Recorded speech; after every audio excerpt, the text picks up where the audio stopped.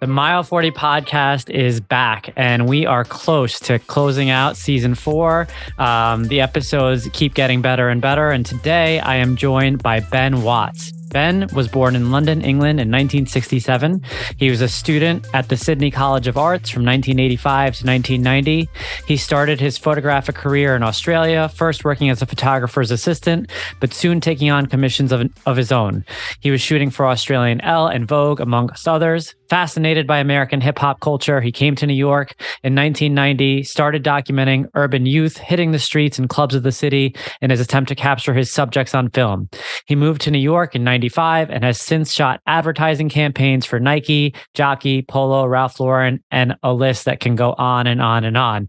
Watts has contributed to several group exhibitions in New York, including art and photography. He lives and works in New York. Ben, thank you for joining me today. Thank you for having me. It's a pleasure. And that was, whoa, you just gave me a history lesson on myself. So I've forgotten half of that stuff, but that sounds pretty cool. The way you put it anyway, you should be my agent. I love that. And for the record, we talked about this before we hopped on. I was doing my homework and I saw your Wikipedia page, and I was trying to combine the best of both worlds and figured what would be the most riveting for the audience. But note to the audience, actually, Ben and I have a connection. We both share the same barber, and that barber happens to have been on the show earlier on in season 1. So check out Devin's episode, and that was one of the reasons you and I were connected. But let's dive into this a little bit. You're clearly well traveled. And I want to talk about the earlier years in life in London, and kind of what kicked things off for you. Yeah, I was living in London, and then North Wales, and then back to London, and on the outskirts of London, like suburban on the commuter belt. My mother was, my grandmother was Australian, and at one stage had lived in Australia for part of her formative, when she was a very young child, and she sort of toyed around with play with the idea of immigrating to Australia and taking the family there. She did a test run, went out, checked it out, and came back and said, "We're moving to Australia." It was then me, my sister, and my then stepfather. And my mum had brought us up, for a long time just on her own, and then with the help of my stepfather. And we all 4 of us moved out to Australia, and it really was an eye-opening experience, and it was a great opportunity. It is and was very much then a land of optimism, and sort of for someone coming from England, it was just magical. I've got to say, it was really very different, as you can imagine, from sort of the English culture, and definitely coming from London, and from that aspect, it was eye-opening, and I got to say, I've got nothing but incredibly warm memories of the place. So how old were you when you moved?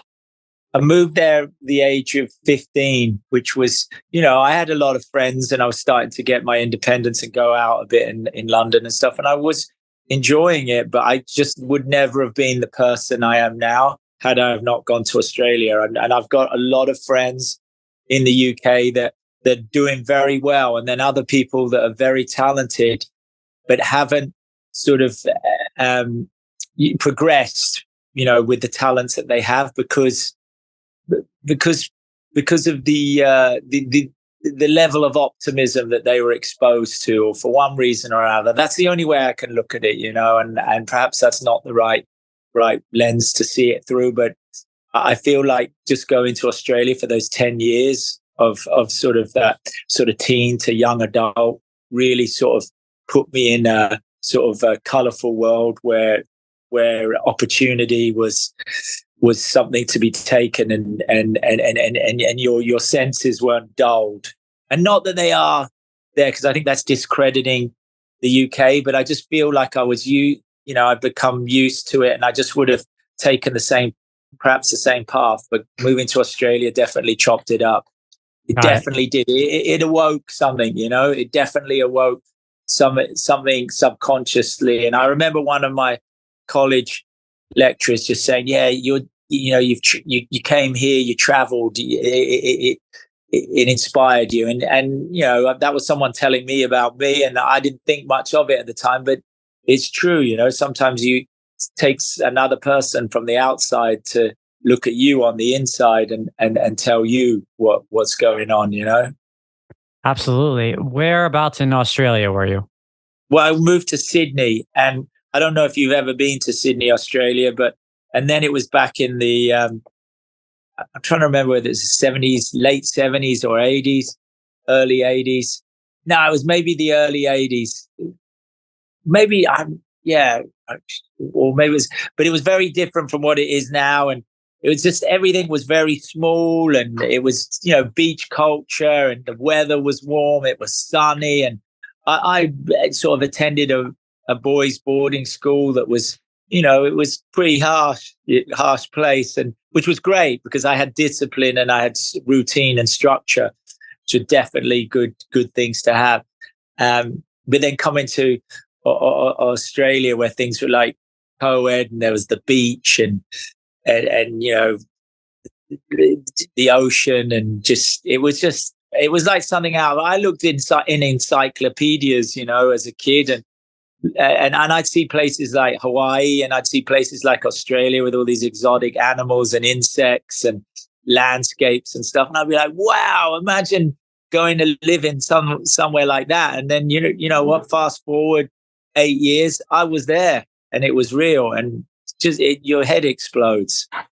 Now, I don't want to skip steps here, but I know you spend a lot of your time here, in New York, out east in Montauk. Is that the closest you get to your beach roots? Yeah, it is. And New York City is the best city in the world, hands down, but you're getting that from a very biased person. Yeah. You can argue, I'll look you in the eye and argue all day that it is, and give you 1,001 reasons why. You can't bring anything to the argument that would convince me otherwise. Of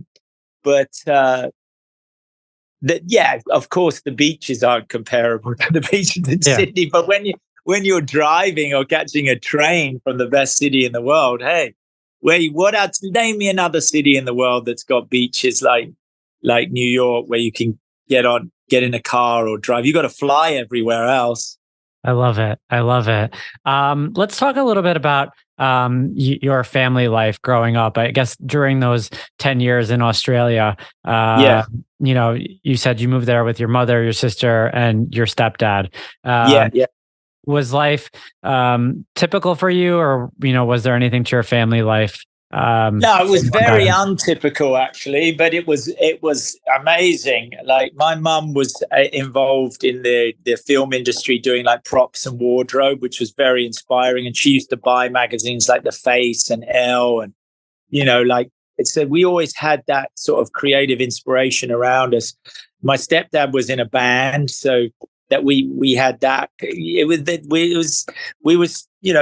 creatives, but it was definitely living kind of, what I describe as check to check, which was, not something a person at a young age really had a great sort of mindset of, but I had an incredible upbringing. and I wouldn't have it any other way. And I am who I am because of that. And my sister is who she is because of that. We were exposed to,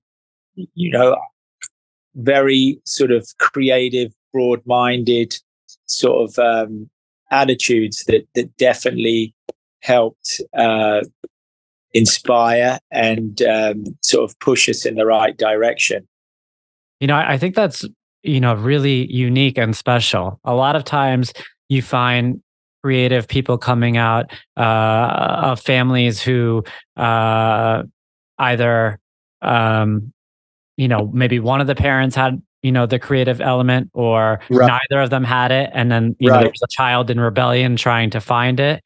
But here you are coming out of a family that was purely creative.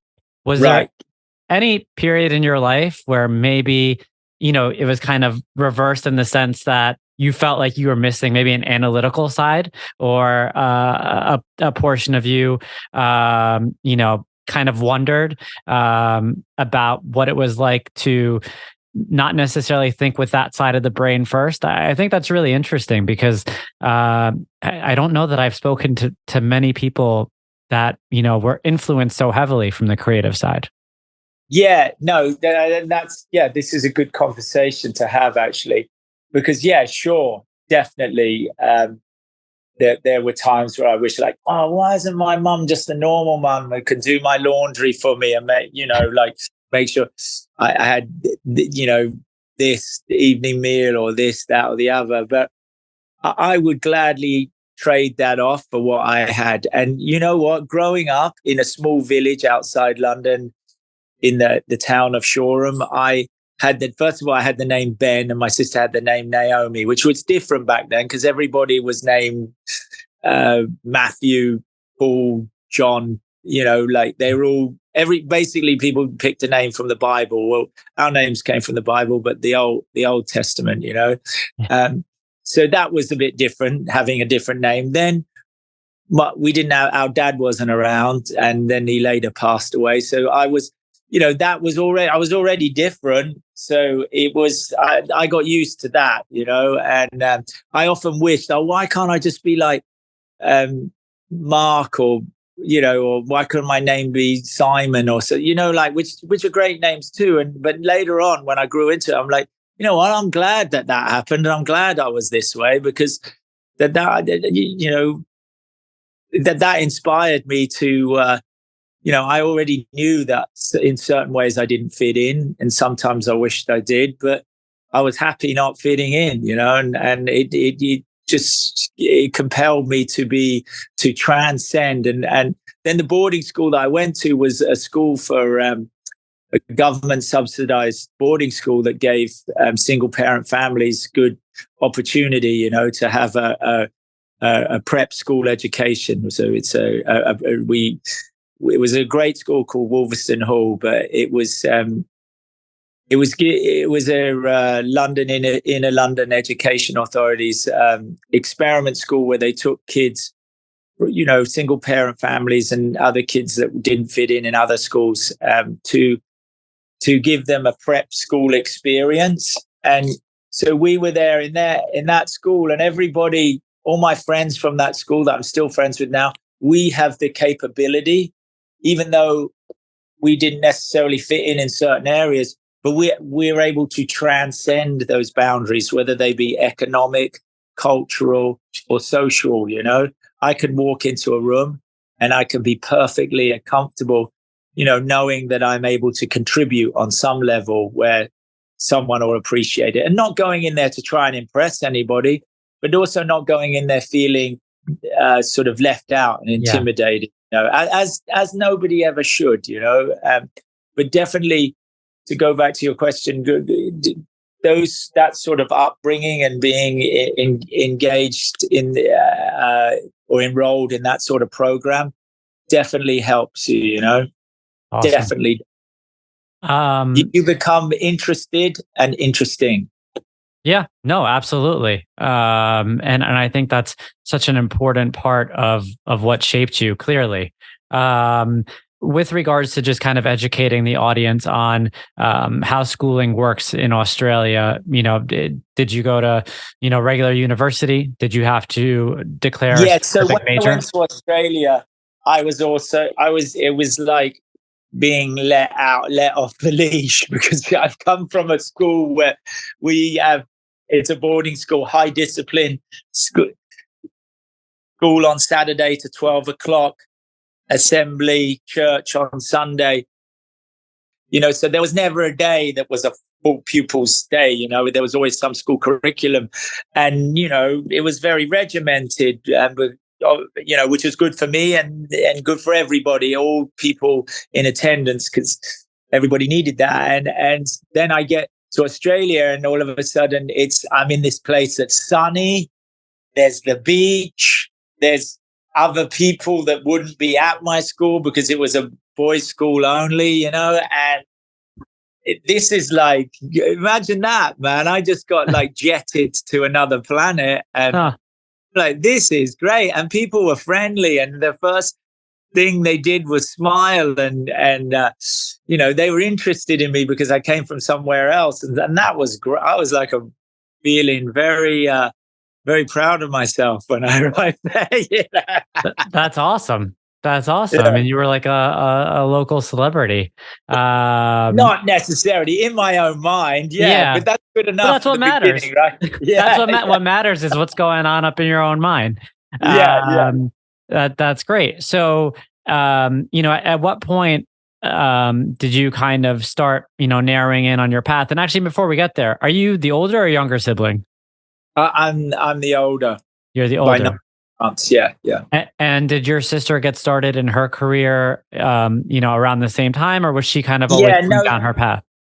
yeah. She was getting involved doing like TV commercials and stuff as we sort of got into the sort of high teens, early 20s. You know, Got it. so we were.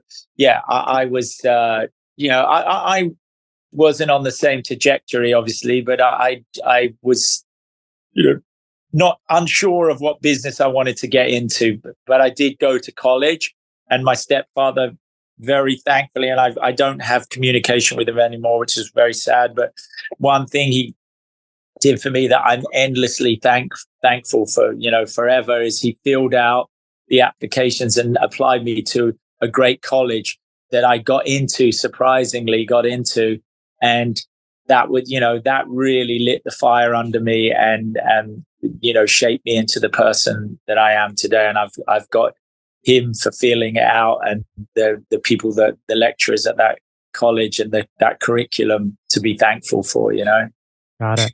No, and I asked that question about who's the older one because I was trying to figure out how much you influenced each other towards your individual creative paths. Was Well, there any alignment?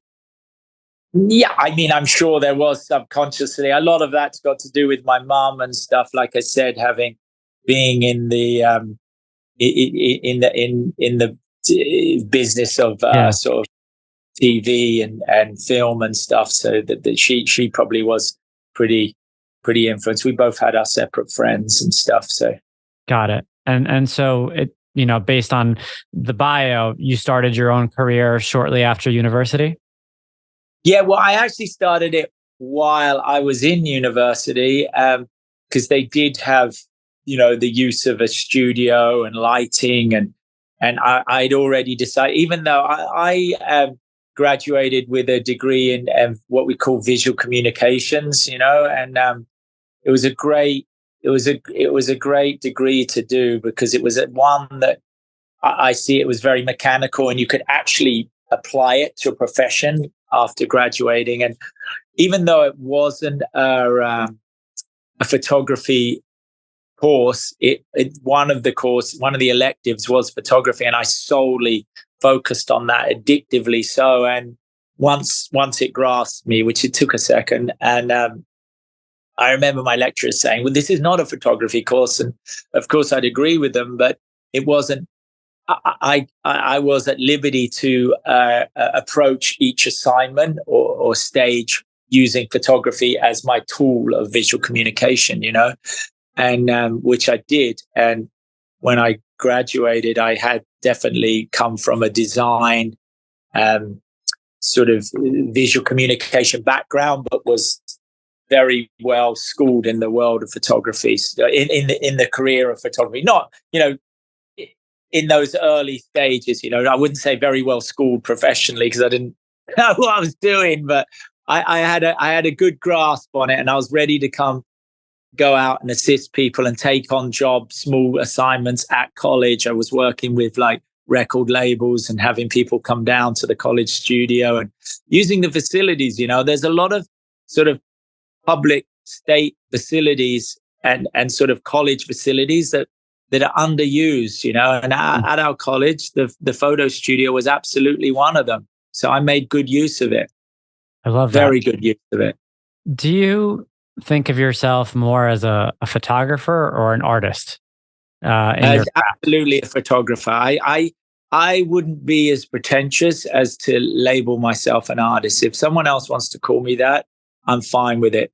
But I'm not part of this culture that runs out that would do that, because it's just not part of my DNA. I'm very I am who I am, and who someone decides to judge me as, that's who I am. To them, it's fine. I'm not trying to push sort of anything in front of my name to puff myself up creatively. I'm very confident in what I'm capable of, and when asked, I will produce what's required. Understood. And that's such a special answer, and thank you for that. I mean, I'm looking at just kind of your 30 plus years of work right now, Right. and to hear you kind of answer that question is extremely humbling, and it shows that you love what you do day in and day out. And so my natural next question is, how would you compare the man behind the lens 30 years ago to the man behind the lens today? How has your approach to this passion kind of evolved? Well, no, that's a good question, because I often ask that of myself too. But the main thing is the passion is still there, because if it wasn't, I wouldn't show up, because it's really important to be inspired and passionate about what you do in any field, because it's the one sort of commodity that's noticeable and doesn't change. It can't be changed, and it can't be denied either. No one, and it's not something you go out to prove to someone and then sort of use it as some sort of marketing sort of hook. But people respect it. They notice it, they smell it, they feel it, and they see it. With all their senses, they're able to gauge someone's passion and in what they do. And it's very important, and it definitely, head to toe, it still exists in me 100%. The way I go about things has absolutely changed, but that key, the ability and the passion are two noticeable things that clients or subjects or anyone you're around will notice and respect, regardless of whether they like you or not, regardless of any inhibitions or anything that they know about you or are later going to find out about you, or that those two things, if they notice that people respect that, and that will stand you in good stead for 30 years and beyond, Yeah. I mean, I think there's just so much grounding in that perspective. And it's clear in the consistency of the work that you've put forth. Thank you, man.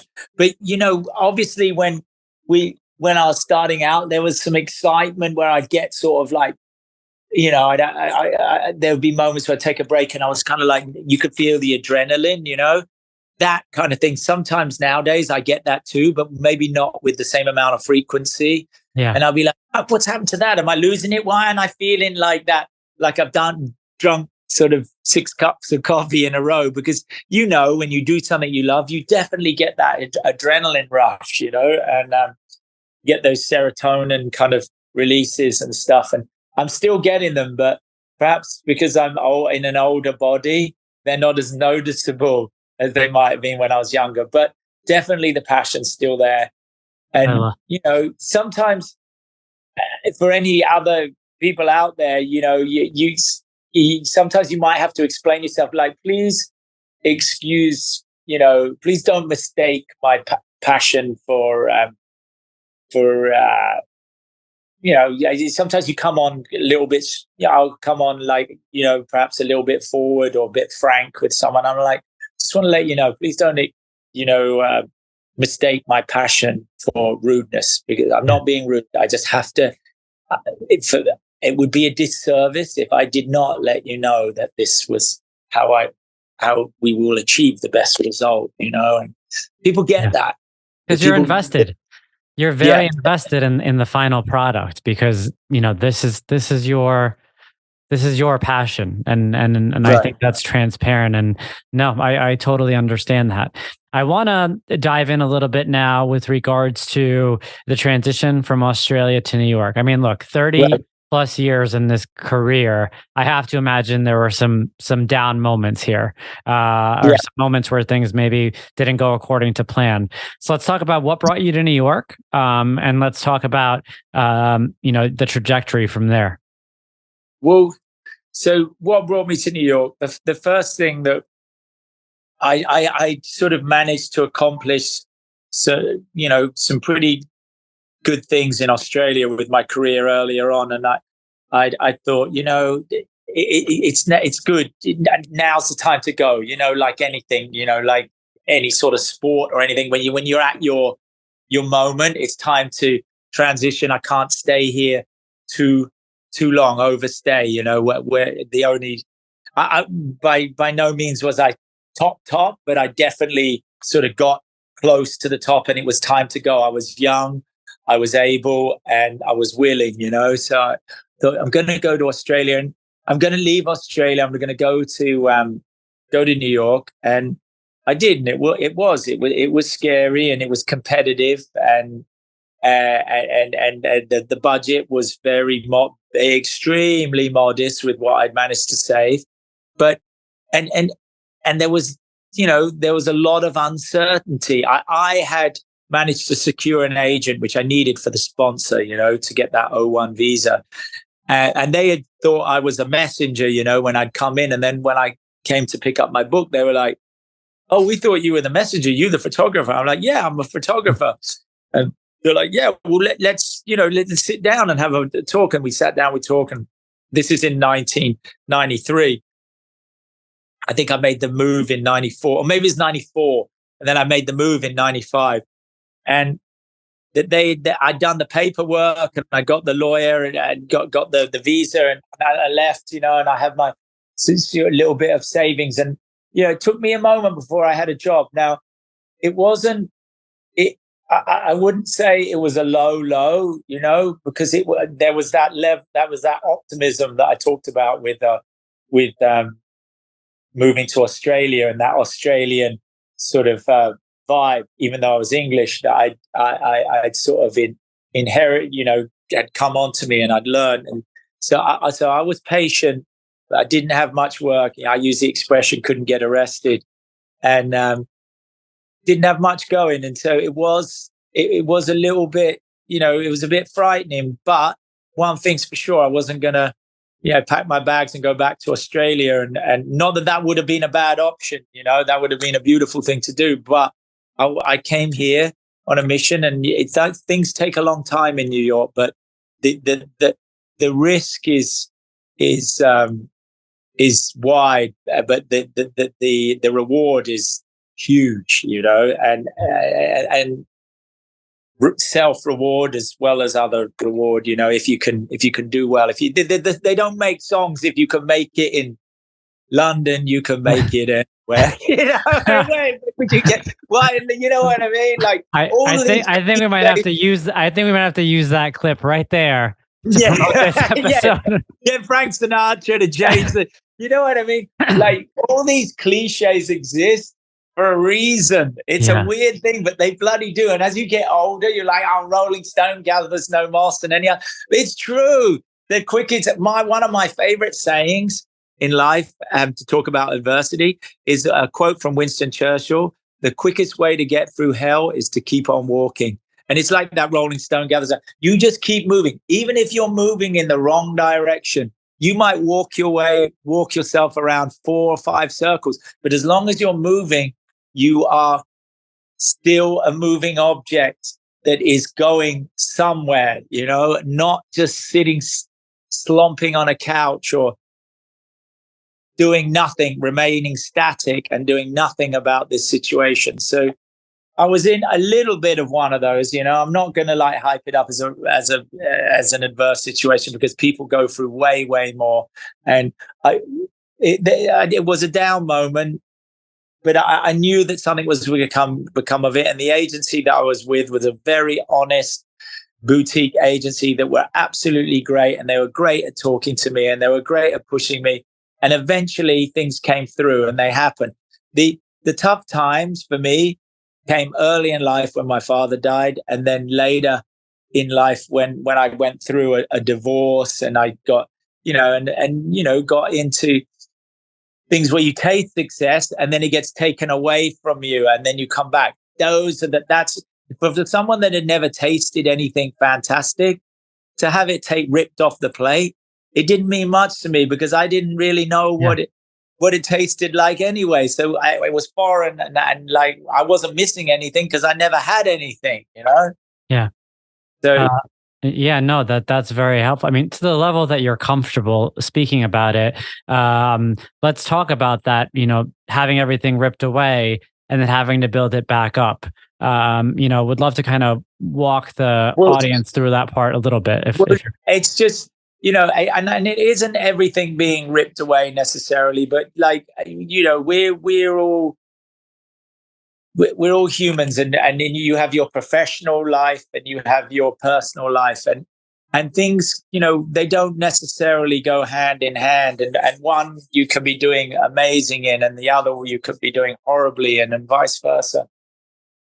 But it's good to make everything to take everything into account. And for me, weirdly enough, my personal life was in the toilet, but my professional life really started to bloom. But because my personal life had sort of gone into a situation where, say, I was going through a divorce, it didn't make me appreciate what I wasn't there to have the right outlook on life to sort of go, wow, this is great, because my senses were numb.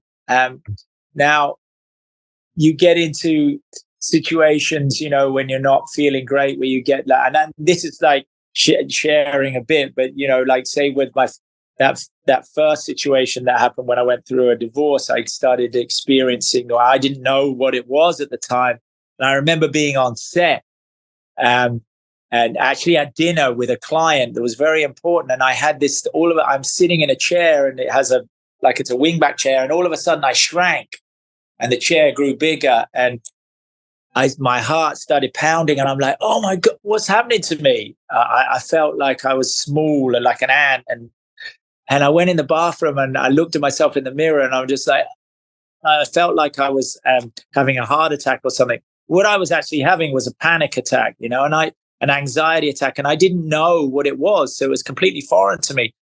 And I sort of I thought it was a food allergy or something, so I took a Benadryl. The producer gave me a Benadryl. I said, I have to go, I'm not feeling great, and everyone else was engaged in conversation too. I managed to slip out, and I got in the taxi and I went back to the hotel. Then I started freaking out on this cab driver, thinking that he was trying to take me somewhere weird, like he wasn't, I was going to get kidnapped. And so I got into an aggressive altercation, and he was totally innocent. It was all going on in my mind. And I started having these weird sort of anxiety attacks that I had no idea what they were. But first, it was important to identify what they were for me to then understand how to learn the tools to prevent them from happening. And I have no problem with them anymore. Like, I couldn't go through the Midtown Tunnel, If I went through the Midtown Tunnel, I start freaking out. Like, if I'd start driving my car, I think, oh no, I'm not going to be able to, oh God, like, what's going on? And it would be, I started trying to, I'd take the bridge because I couldn't take the tunnel. Now I go through the tunnel, no problem. I couldn't go in the subway, stuff like that. So that was all triggered by sort of personal situations that were going on in my life. But meanwhile, the professional life was going great. With this personal baggage, if I'd have dragged it into my professional life, it could have really messed up. I hid it. And when I stepped up to the lens, it disappeared. I thought, God, the next day I had to go to work, because we were down in Palm Beach working. And I thought, what am I going to do, man? If this comes on me, if this jumps on my back again while I'm today, I'm not going to feel good. And I get out and everything's cool. And then I start feeling a bit shaky, and then I'll go up to the lens to take a picture, to start focusing. Back then it was film and you had to manually focus. Everything was cool because my mind was distracted and focused. As long as I was working, not a problem. It's just at night, the demons came out, and that, or when I was unoccupied, the demons came, and that's something that goes on with a lot of people. I hear about it. I'm like, shit, I went there, and I did get, and that I managed to nip it in the bud, and I'm very thankful of that. And I don't have a problem with it now, but it definitely exists. And I spoke about it with one of my friends, and he'd gone through, and I actually worked for him, and he'd gone through things, and he was like, dude, I have medication, and I never take it, but I just have it there, and I'll put it in my hand, but just knowing it's there can prevent me from just knowing that I have a safety thing. Yeah. But I learned like the cognitive thinking, how to reset your mind, sort of little basic plays to do to try to pull yourself out of it before you get in too deep. But those sort of things, that was not a great time for me, and I pulled it back together. And people go through things. They go through things. Your life will be broken into three series. You go like this, you go like, everybody has 3 stages, I feel like, and some have 10 and some have 6 and some have, but you always have 3. Yeah. No, I mean, thank you so much for going into detail on that. I mean, this has been a theme on the podcast before about the synchrony between your personal life and your professional life. Right. And it's not the first time that someone has come on the show and said something to the tune of, my career was doing incredible, but my personal life was not. And, to the extent of, I can cultivate the best relationships when I'm on the job, but I can't handle my own personal relationships outside of the job and keep them afloat. Right. What potential guidance or advice would you have for someone who is maybe, you earlier on in your career, who hasn't really hit that element yet of having to juggle both, or maybe they are maybe just exploring their own, maybe they're dating at this point and trying to figure out, who their future partner might be. How do you help them juggle that? I don't know that, I always say I can only share opinions or experiences that I've had, and I'm not by any means the star standard of advice. Absolutely not. But it is important to have what let's call it family or personal life. It is important, and I didn't realize that until that first stage, till it went, and then it came back again, and I'm in an amazing relationship now. But it is very important. It's almost like the foundation that you have, and I don't want to, because there are people out there that, that do very well in with a sort of single plan, and so, but for me, it was, I did, you do need that, you can achieve a lot on your own, but teams do it better. And whether that's the family team or the relationship team, or everybody needs something, whether it's a family member or, someone to talk to, and some sort of foundation to come back to, even if it's pets and stuff, we're living in a city, we share the sidewalk with thousands of people each day. Who knows what goes on in their head? Who knows that story that they have to tell? Who knows where they go? But what once they turn their apartment key, who's in there with, like, what's going on with them in their personal life, or just how lonely or how entertained they are. It's a bizarre thing. Like, New York is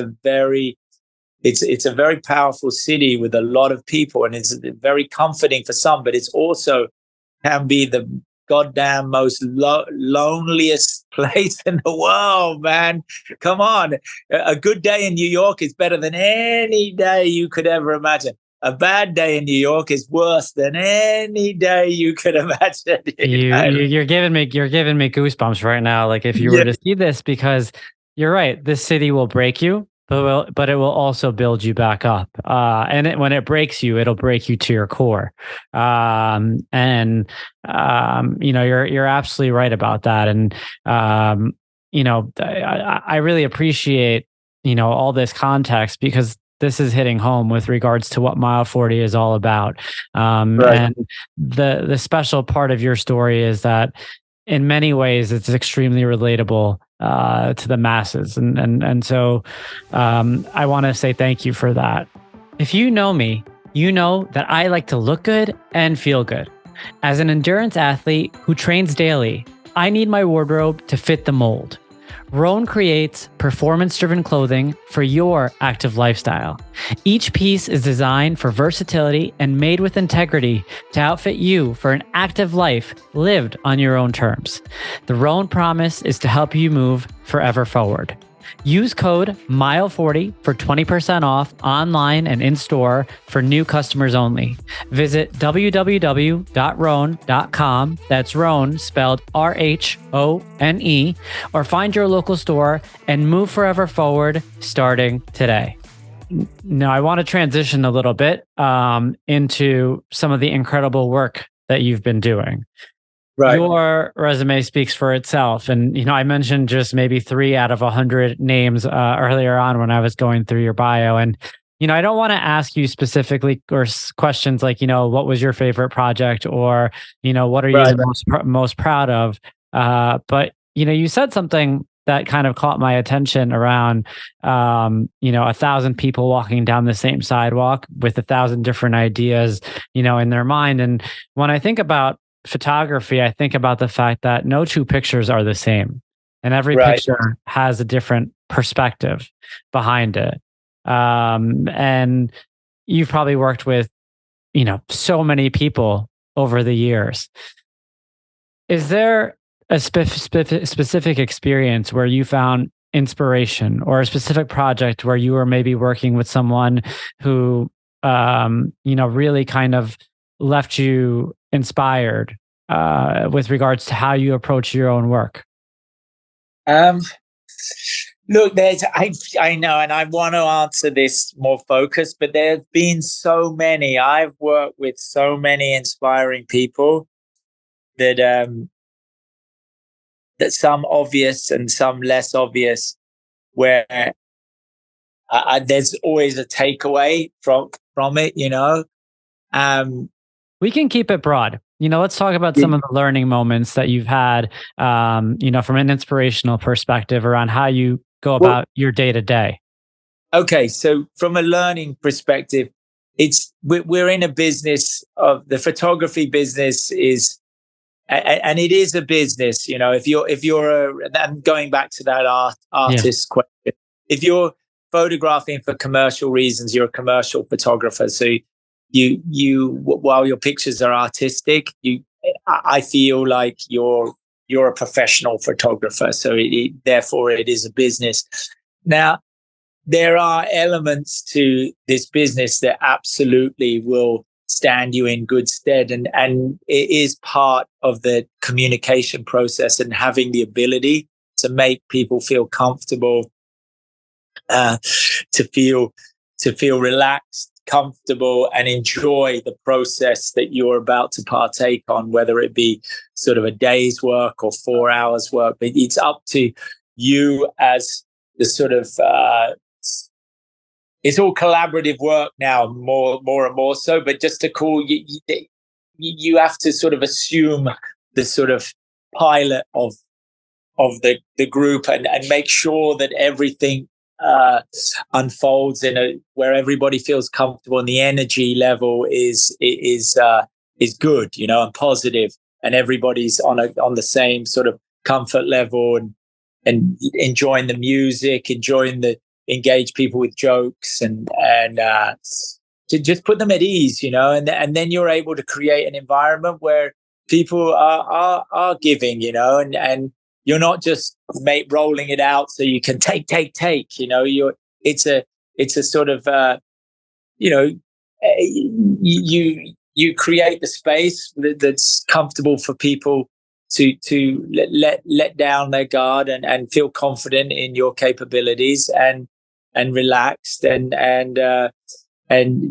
confident in what you're capable of, and you show them what you do, and you're very transparent about that. Like I nowadays, we've got monitors running where people like look at them and they get an immediate gratification or know immediately that they're on the right path. Back in the day, we were pulling Polaroids and people, oh yeah, it's a nice Polaroid, and that's how the day is going to look. You get the lighting right, you get the tone right, you get the composition and the direction, and the person's flattered by the image you're producing, but that's kind of how it works.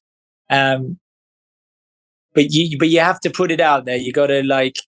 There are you got to use the tools that I use are music, humor, and I'm always very inspired, so and people can tell that. Do you miss the simplicity of what your field was 30 years ago when it was just the Polaroids?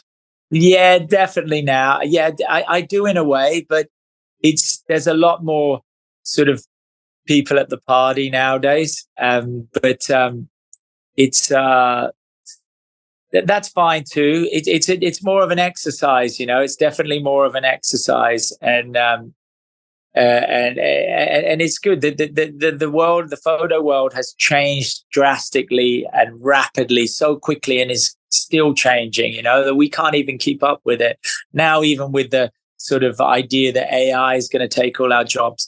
But going back to those two key components, ability and passion, they're never going to be replaced. Those are age-old factors that factor into everything in life, and you can't take them away. You're always going to have that. That is 100% in your own control, and people respect it. And they, like I said, every sense of their being will experience it. If you live it, act it, breathe it, they will feel it, In your experience with other photographers, are the most distinguished photographers the ones who apply, the humor, the relationship management, or is it an industry where you've seen a lot of photographers, become distinguished solely by their final product? And there's a lot of marketing in it. There's definitely, and this is like for all photographers out there and photo enthusiasts, there's definitely a lot of marketing in it. I think taking it back, there was a time when you could be purely become notable and famous within the business by producing incredible pictures.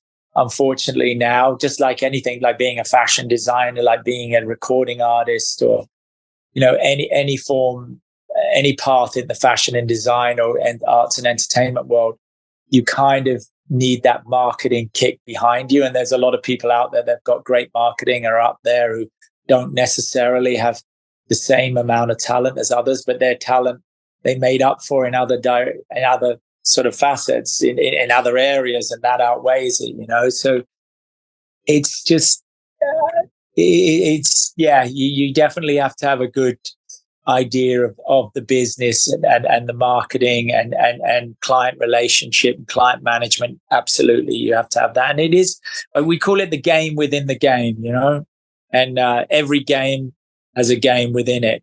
Yeah. And that's just life, isn't it?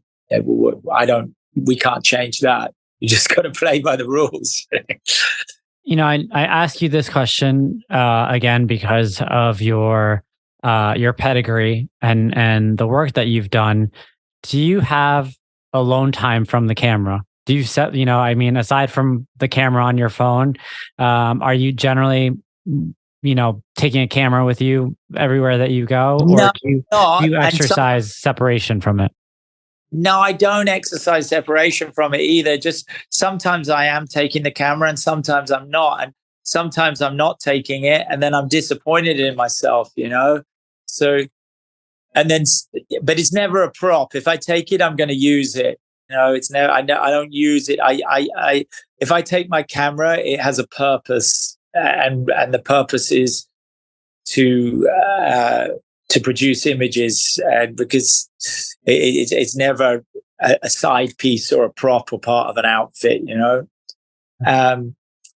But having said that, I have a Kodak bag that is a prop that I do take about, and it's sort of, when I arrive on set, it's kind of like, I've arrived, I'm the photographer, and I pop my Kodak bag down, because it's important. Identity is important, and showing that, like, where like if someone walks in a white long coat, that's a doctor, right? With a stethoscope around it. Yeah. And they not be, but time also helps distinguish yourself, and if you're still in it, because I do know a lot of guys that are in the business and do very well in a short amount of time, but then don't stay in it, and I don't know what they do afterwards. Because I have a lot of photographer friends, and I have a book on my shelf which is like the class of 95, or maybe it's 98, and it has a lot of photographers, and I'm one of them. And a lot of the guys, I'm like, what happened to them? They had a mad career, they're like great, and they were like my inspiration, and I did. Where did they go? So now it's a business that's constantly being refreshed. That's for sure. Yeah, no, absolutely. I just have an image of you, shooting until your oldest age. I want to be like that, and that's I'm very thankful that you said that, because that's my goal. That's the goal. Of course. I think that a lot can be learned from your journey. And I think one of the things that really kind of stands out to me also is your adaptability here, in the sense that you had 3 major moves in your lifetime, from London to Australia to the United States. But then I look at your Rolodex, and I look at the companies that you've worked for, and the people that you've worked with, and I see that you've worked across industries, probably on an assortment of projects. I imagine any photographer would say that adaptability is key. You basically have to adapt to your circumstances. And I'm sure you've worked with a lot of demanding stakeholders throughout your career. Anything that you can kind of touch on with regards to, how you approach being adaptable? Was it, what kind of was instilled with you at a younger age, or was it, just kind of your mindset kicking in right away throughout your career? This is a good, and that's a very sort of polite way of putting it, the adaptability, because you definitely, it is like going back on what I said before, where the business has changed so rapidly that you have to be adaptable. You have to constantly be changing, but you have to still keep your core and your signature work, because you won't be respected if you don't do that. And if you just become fashionable of the moment, then you can expect to be of the moment, So they're going, just not to hit you over the head with it, but just being passionate and capable. Absolutely. Now, just managing your way through, politeness and being what I call a good energy person. That also goes a long way too, because people respect that, and they like that, and they want to be around that. So those sort of key components definitely will put you in a world where it's easy for you to be employed. 1, because you're good at what you do. 2, and 2 is also an equal 1, because you're passionate about what you do. And 3, because 3 could now become 2, because you put out good energy on set and create a great environment that people enjoy. They're working and getting things done, but they're enjoying being at work. And those sort of 2.5, 3 components are definitely a good ingredients to pack in your tool bag when you head out for a day's work, because if you put out bad energy, but you take good pictures, they might look for someone else who can take good pictures and give good energy. If you're not passionate about what you do, but you're ringing it in, you're getting the job done, you'll get the job done, for a while until they find someone else to get the job done. Those sort of things. And it's not a competition, but you should go to work thinking, and not to think negative, because I am my own worst critic, and so are a lot of other people, but you work under the premise that you're only as good as your worst photo, so don't take a bad photo. You'll always be good. I love that. Ben, this was so incredibly heartwarming and just, interesting to dive into. And so I want to say thank you. Before we kind of close things out, I wanted to ask you, are there any particular mantras or, with a previous guest, I even asked her if she had a book, about herself, what would she name it? Is there anything in particular that, you kind of live by, or anything that kind of is, meaningful for you and allows you to go about your day with intention? I'm still here, and that's it. I remind myself, like things can go really well. Things can not seem to be moving along, but I'm still here. And who knows how much longer, but right now I'm still here. So that's and I've been doing it for a while, and you've reminded me of that today, and I'm good with that, So I love that. Thank you so much for coming on board today. I mean, this episode is extremely insightful. It hit on all the important points. And, as the host here, and I say this now to every guest, but I'm so incredibly proud that, you came on to Mile 40 and you shared your narrative with the platform. So thank you so much for coming on board.